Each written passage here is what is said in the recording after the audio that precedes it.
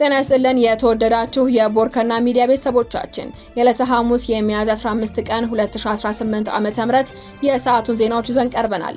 አበይት ዜናዎችን እናስቀድማለን። በወልቃይትና ሁመራ የትግራይ ተወላጆች እንቅስቃሴ የሚገደቡ አድሏዊ አሰራሮች መዘርጋታቸውን ሂውማን ራይትስ ዎች ገለጸ።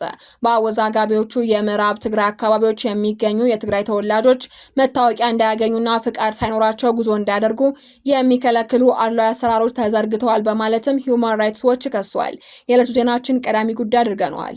በጌዲዮ ዞን ገደብ ከተማ የአቢሲኒያ ባንክ ባለሙያው በአደባባይ ተገድለው ተገኙ። ተጠርጣሪው በቁጥጥር ስር መዋሉን ፖሊስ አስታውቋል። ተጨማሪ መረጃ አለን። አቶ ታዬ ደንደአ ላይ የቀረቡ 3 ክሶች ለጊዜው ተቋረጡ። የቀድሞ የሰላም ሚኒስቴር ዴኤታና የኦሮሚያ ምክር ቤት አባል አቶ ታዬ ደንደአ ላይ ቀርበው የነበሩ 3 አዳዲስ ክሶች ለጊዜው ተቋርጠዋል። የዕለቱ ዜናችን አካል ነው። በሰሜኑ ጦርነት ከ30 ሺህ በላይ ህጻናት ወላጆቻቸውን ማጣታቸው ተገለጸ። ከማሳደጊያ ተቋማት የሚመጡ ልጆች የወሳኝ ኩነት አገልግሎት ለማግኘት ይቸገራሉ ተብሏል። ተጨማሪውን ይዘናል። ዜናዎቻችን በዝርዝር እናቀርባለን። በቅድሚያ